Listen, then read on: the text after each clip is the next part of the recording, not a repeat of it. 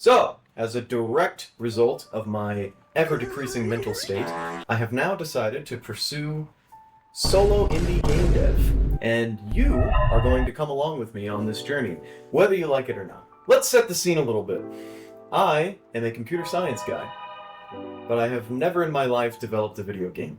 Well, that's not entirely true. In college, I made a 1980s-style text adventure game based off this old verbal game I would play with friends, which, for those of you who have no idea what I'm talking about, you can check it out on my website. It's up there. It was originally written in C++. It's now in JavaScript because you can't run C++ in the browser. I don't know why I'm still on about this. However, that's an impressive project in the same way that following a tutorial to create Pong in your game engine of choice is an impressive project.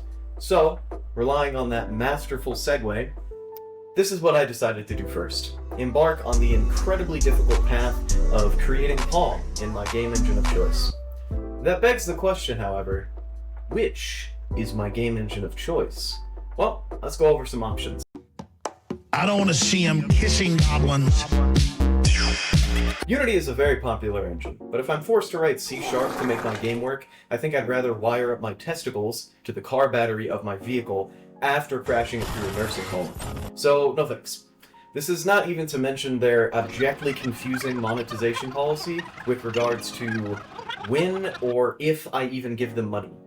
And I'm not a big fan of being compelled to give someone money if the terms of the deal are not spelled out from the start. So, no thanks. Ingratiating goblins. In bed with a goblin. I don't want to see him. Unreal is the next logical choice.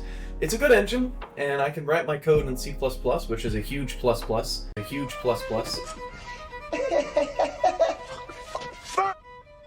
However, I have some issues with it. Mainly, a lot of the games look almost identical. Whether this is due to the convenience of the Unreal Assets Store, or how simple it is to just integrate those assets into your game, or due to the Unreal Engine's unique and admittedly pretty solid lighting engine, I just didn't find it appealing. Not to mention their monetization policy is also a bit vague. Basically, you have to pay them after your game hits $1 million in sales. Which is not as vague as Unity, but there's nothing to say they can't change it like Unity did, so again, no thanks. Kissing goblins.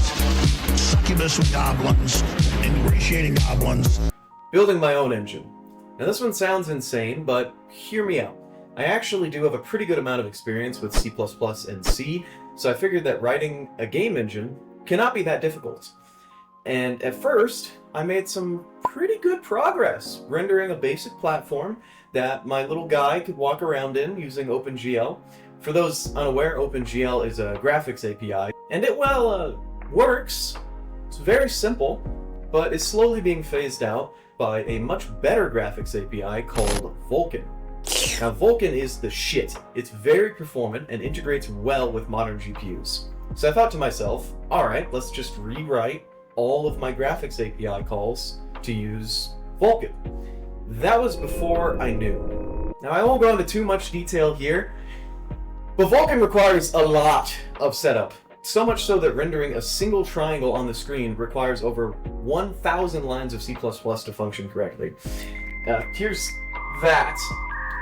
Upon this realization dawning on me, I decided that I'm not nearly autistic enough to deal with recomposing the New Testament every time I wanted to draw a shape. Call it a skill issue if you want, I don't care. In bed with a goblin. I don't want to see him kissing goblins. Finally, Godot, my beloved. I'll just start this section off by saying this is the one that I went with. For any Unreal devs, you're likely going to pop a vein so hard that it ruptures your thigh-high socks that I considered Unreal and then went with Godot. But hear me out. I use Linux daily, which is weird because I was making fun of people who wore thigh-highs a second ago. I dislike proprietary software for tools unless I consider it absolutely necessary to get something done. Like editing this fucking video. And Godot is open source. And to be honest, that's what mainly convinced me. There are a few other reasons. First of all, I like the little robot guy. Second of all, for all the game logic, I could choose to write C++, or GD script, which is essentially Python, or C# if I ever fell from grace. Finally, Godot supports both OpenGL and Vulkan, which is huge. Also, a lot of the people committing to the open source Godot repository have anime profile pictures, which is just a great sign of an open source project. Having all the options in terms of what language I could use to write the game logic in was very appealing to me. So I decided to go with it and begin the grueling task of making Pong. Here's Pong. There's not much more to say about it. I followed a tutorial and it worked. Astounding, I know, it fucking works. What more do you want me to say? It's on my website along with other smaller game projects if you want to verify that I actually did it. Upon performing the Godot equivalent of a Hello World, I decided to make something myself. I went with the tank game. The concept was simple and similar to those old tank flash games where you had to take turns and angle your shots correctly. You set the power of your shot and account for the amount of wind that exists on the map at the time, and if you actually hit your target, they take damage. Oh, and the terrain is destructible, similar to worms, I guess. It's pretty much the same concept there. It's a fairly simple concept in theory and also in execution. This one as well, done. It's done. It's not pretty, but I got it to a state that I thought was acceptable. I had no desire to publish it, it was really just practice. So logically, after following a single tutorial, making possibly one of the simplest 2D games that could still be classified as mildly entertaining, I came to the completely rational conclusion that I was ready to make a 3D multiplayer game.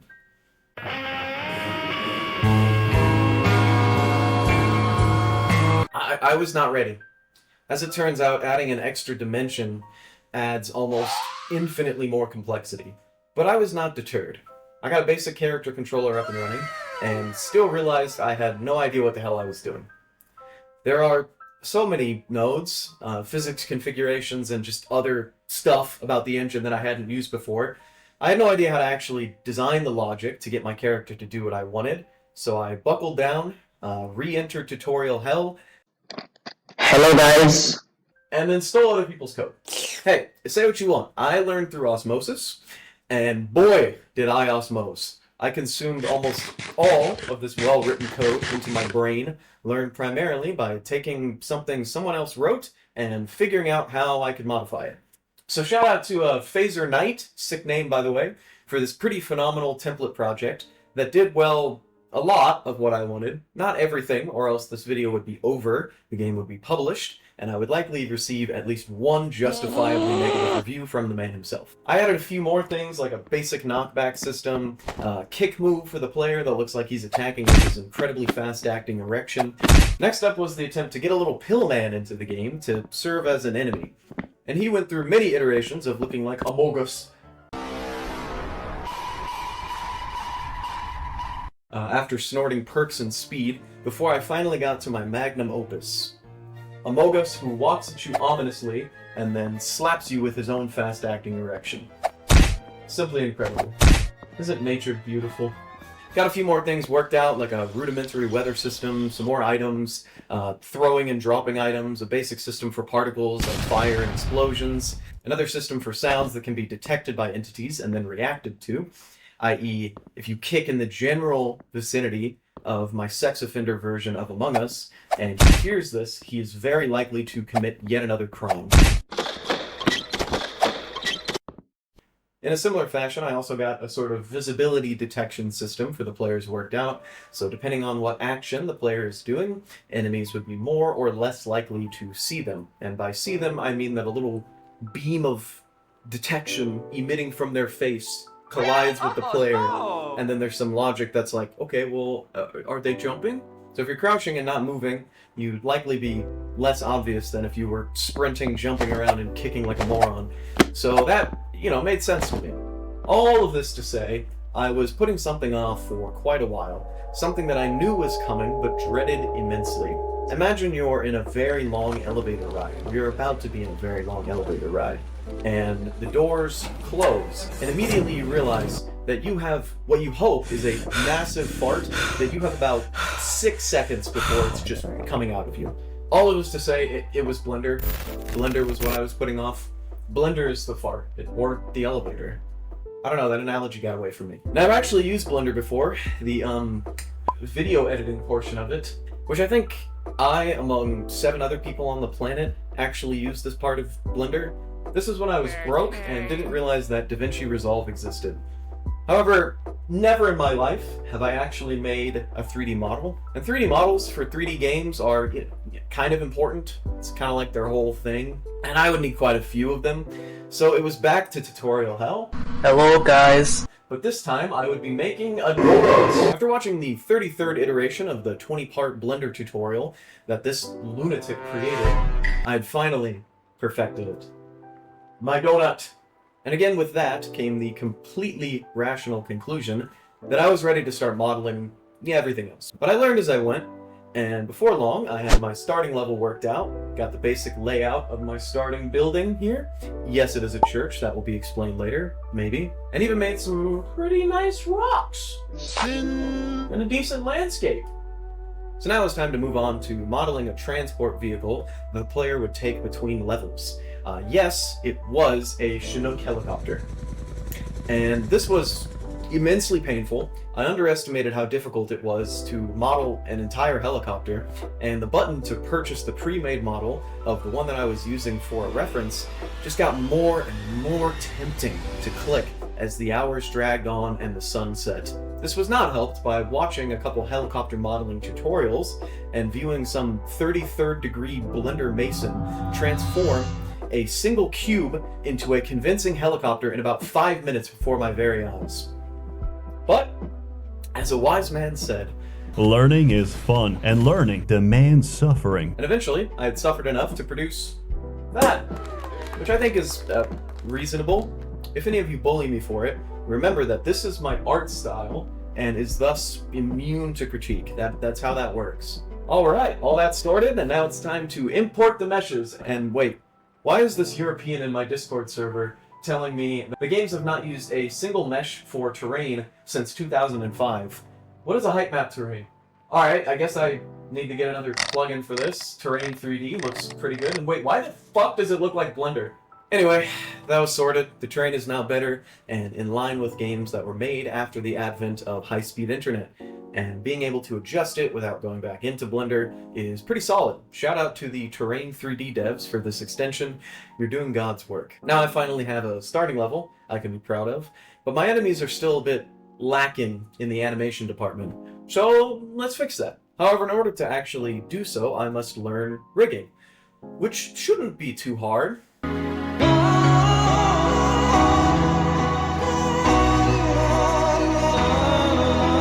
Now, I know you were expecting me to lose my shit again, but this actually wasn't that bad. Just put the bones where they need to be, and tell Blender to assign the weights, and then when I move the leg, the bone move. Pretty simple. Conceptually.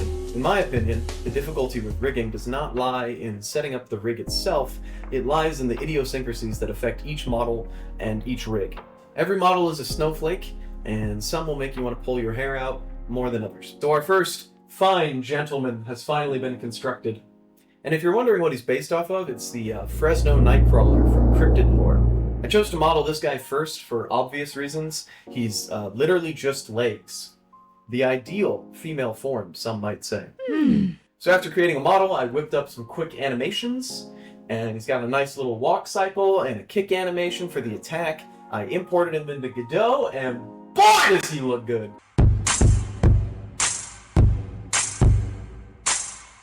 For the first animation, I think I did alright.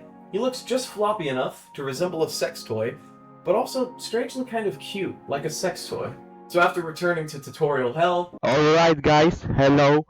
and learning in depth how Godot's navigation mesh and navigation agent works, he finally walks around and smacks the player when he gets close enough. Wunderbar. But I thought to myself, wouldn't it be cool if he could ragdoll when he died? This one thought led me to my greatest trial yet, ragdoll physics. And as it turns out, this is one area where Godot is, in my opinion, seriously lacking.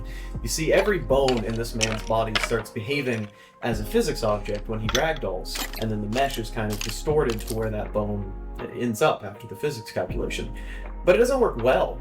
I'm also using Godot Jolt, which is an extension for Godot that transforms its doo-doo garbage physics engine into something that is actually decent. So that could either improve or hinder my attempt at ragdoll physics. I'm still not entirely clear which it is, I had a number of issues which I will fire off in rapid succession to keep the pace of this video reasonable. Ragdoll falls through the floor entirely. Ragdoll collapses into what can only be described as a body horror pile of liquid animal? I'm not really sure what he is. Ragdoll decides that the tip of his foot needs to accelerate at 10% the speed of light. Ragdoll decides that the best course of action, given the physics, position, and interactions of all of its bones, is to expand to roughly the size of the entire sun and turn my game into a slideshow.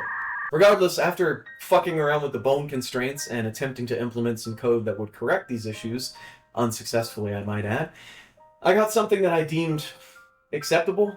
It works most of the time. After that, I kind of started to like ragdolls. You know, maybe I'd be fond of abusive relationships.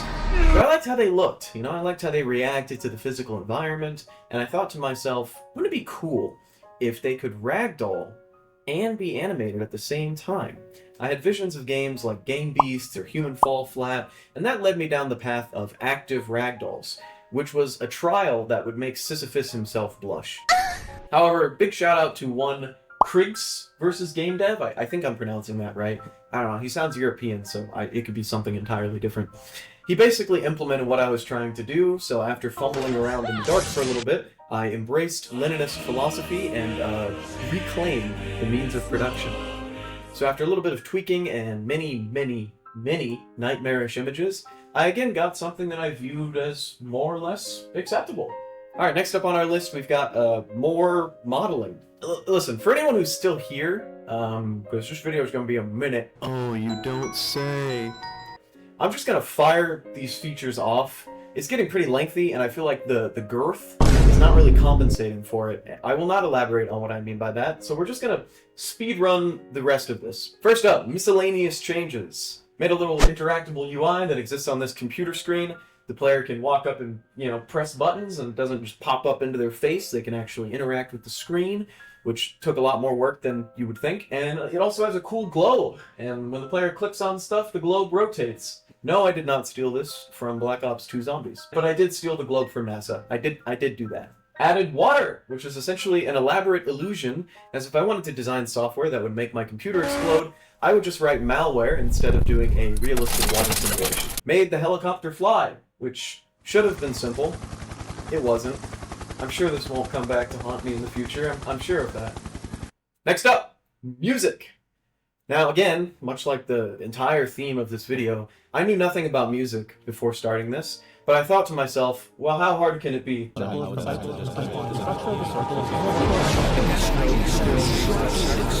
know when you have like a Greek tragedy and every character has a fatal flaw?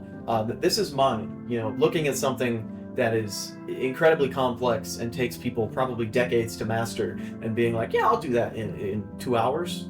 Anyway, upon re-entering tutorial hell and being confused by all the Italian names, I made a few garbage songs of my own. I made this that you're hearing right now, which at best could be classified as mid, I suppose. But we're getting there, I made something that is at least not offensive to the ears, which is big progress for me. Finally, back to modeling. After watching a lot more tutorials of people making models for what can best be described as very suspect reasons, I made some more. I got better at it. I made some items. You got your sword, you got your gun. There's just items. Let's move on. Made a bunch of nature, which started off really hard until I realized I could just use Blender extensions to cheat. Finally got around to modeling the player character, and I figured out a way to make rigging even easier, so that's cool. Also, I made this woman, which felt weird to do for some reason. I guess I might be the only person in the Blender community that has that feeling, because like 90% of the Blender tutorials you look at are just like, and now we're going to make her boobs bigger. Finally, and currently where I am, animations for the player character. I have to make a fucking model and also figure out an intelligent way to blend them together, which honestly fits into, again, the whole theme of this project, which is being just infinitely more complex than I originally anticipated. Anyway, for a first devlog, this was a fucking monster. But to be entirely candid with you, I realized if I'm doing all this stuff in my free time, I should probably engage in some marketing, or maybe actually get people interested in the game, so I don't just release it and people are like, the fuck is this? The goal would be people look at it and they're like, oh, you finally finished this game. maybe I'll buy it. I put it on my wish list because I'm cool and support him. So maybe I'll buy it. That's the goal. So this whole video is my attempt at that, as well as probably basically like a video journal of what I've done so far.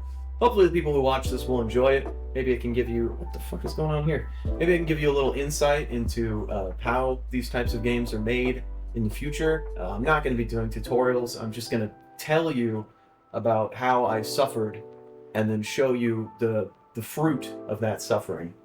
Anyway, there's still a lot more work to do, as you can probably see from everything. I try to post updates more regularly. That's it for me for now. Tune in for the next devlog if I haven't thrown myself off of a bridge before then. Also, before you return to whatever brain rot you were engaging in prior, I have a Twitch. I know it's shocking I haven't plugged it until now, but much of the development you're seeing here actually took place on Twitch, which is why you see my face and the rotating food in some of these clips. So if you're interested in that kind of thing, you can help me reach my goal of surpassing 3 average viewers.